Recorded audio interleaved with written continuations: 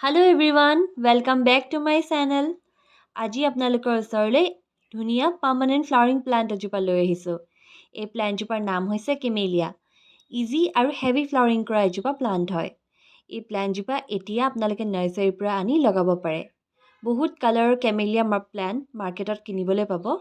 আপোনালোকে এনেদৰে পটটো ব্যৱহাৰ কৰিব পাৰে, নহ'লে বা মাটিটো আপোনালোকে এইজোপা প্লাণ্ট গ্ৰ' কৰিব পাৰে। মোৰ ইয়াত জেগাৰ অলপ অভাৱ, সেইবাবে মই পটতে লগাইছোঁ। এই প্লাণ্টজোপা এইটো পটতে লগোৱা মোৰ 2 বছৰ হৈ গৈছে। কেমেলিয়া দুটা ভেৰাইটি থাকে।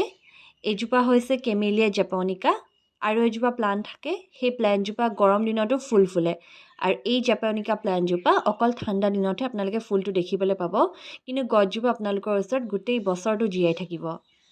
তেন্তে আহক জানি লওঁ এই প্লাণ্টজোপা গ্ৰ' কৰিবলৈ কেনেকুৱা ধৰণৰ কেয়াৰ ল'ব লগা হয়। ফাৰ্ষ্টতে মাটি কথালৈ আহোঁ। কেমেলিয়া প্লাণ্টৰ কাৰণে এচিডিক ছইলৰ দৰকাৰ হয়। সেইবাবে আপোনালোকে ব্যৱহাৰ কৰিব normal garden soil 40%, leaf compost 20% বা পাতৰ সাৰ 20%, নহ'লে বা বাৰ্মি কম্প'ষ্ট, আৰু বালি ইয়াত 20% দিব। pH লেভেলটো মেইনটেইন হৈ থাকিবলৈ এঙাৰ ব্যৱহাৰ কৰিব পাৰে। তাৰ লগতে নিম কেক পাউডাৰ, বন মিলো ব্যৱহাৰ কৰিব পাৰে। পটত যদি লগাম ভাবিছে তেন্তে সদায় মাটিৰ পট ইউজ কৰক, আৰু প্লেণ্টজোপা বাৰ বাৰ সলনি কৰি থাকিবলৈ কোনো দৰকাৰ নাথাকে। একেটা পটতে 2-3 বছৰ ভালদৰে চলি যাব।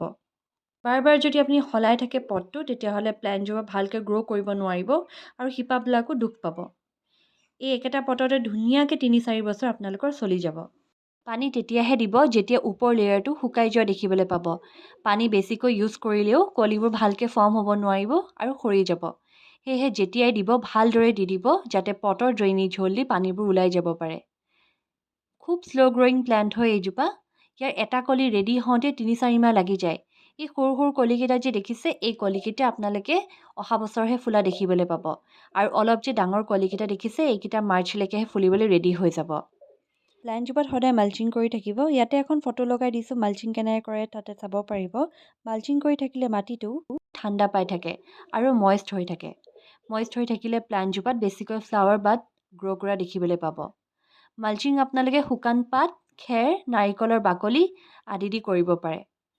বতৰটো ইমান ভাল নহয়, সেইকাৰণে পানী দিয়াৰ পাছতে মই মালচিংখিনি আঁতৰাই থৈছোঁ। এতিয়া আকৌ যেতিয়া পানীটো অকণমান শুকাই যোৱা নিচিনা দেখিম, তেতিয়া মালচিংখিনি আকৌ মই ইয়াৰ ওপৰত দি দিম।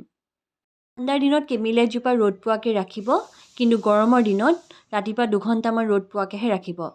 ডাঙৰ গছৰ ছাঁ তলতো এই প্লাণ্টজোপা ৰাখিব পাৰে। মোৰ এই প্লাণ্টজোপাত ক'লা ক'লা দাগবোৰ দেখিছেনে? এয়া গৰম দিনত অকণমান জ্বলি গৈছিলে পাতবোৰ, মোৰ ভালকৈ থোৱা নহ'ল।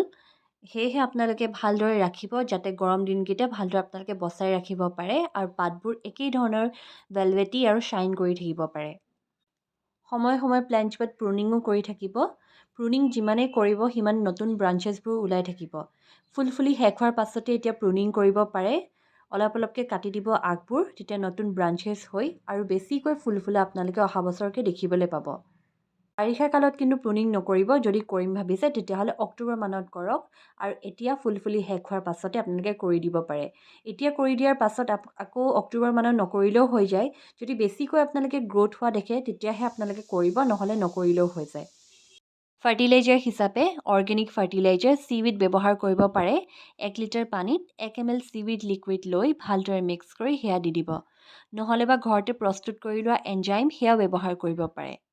আৰু সকলোতকৈ ইজি এটা ফাৰ্টিলাইজাৰ হৈছে খাবলৈ যিটো আমি চাহ ব্যৱহাৰ কৰোঁ, চাহ খোৱাৰ পাছত যিখিনি চাহপাত থাকি যায়, সেই চাহপাতখিনিও ইয়াত দি দিব পাৰে। খালি তাতে এটা কথা মন কৰিব, চেনি দিয়া চাহ যাতে নহয়। যদি আপোনালোকৰ প্লাণ্টজোপাত ফুলবোৰ ভালকৈ ফুলিব নোৱাৰে বা ফ্লাৱাৰ বাডছবোৰ নবনে, তেতিয়াহ'লে কেমিকেল ফাৰ্টিলাইজাৰ NPK 19-19-19 সেয়াও ব্যৱহাৰ কৰিব পাৰে। বেছিকৈ ফাৰ্টিলাইজাৰ দিয়া এই প্লাণ্টজোপাত কোনো প্ৰয়োজন নাথাকে, কাৰণ পাতৰ সাৰ যিটো আপোনালোকে মাটিটো প্ৰস্তুত কৰি দিয়ে, সেই পাতৰ সাৰৰ পৰাই বহুতখিনি নিউট্ৰিয়েণ্টছ প্লাণ্টজোপাই লাভ কৰে। যদি আপোনালোকে একো ফাৰ্টিলাইজাৰ নিদিও অকল পাতৰ সাৰে ইয়াত ভালকৈ দিয়ে, তেতিয়াও এই প্লাণ্টজোপাৰ কাৰণে যথেষ্ট হৈ যায়। ইয়াৰ ফুলপাহ দেখিবলৈ গোলাপ ফুলৰ দৰে হয়নে?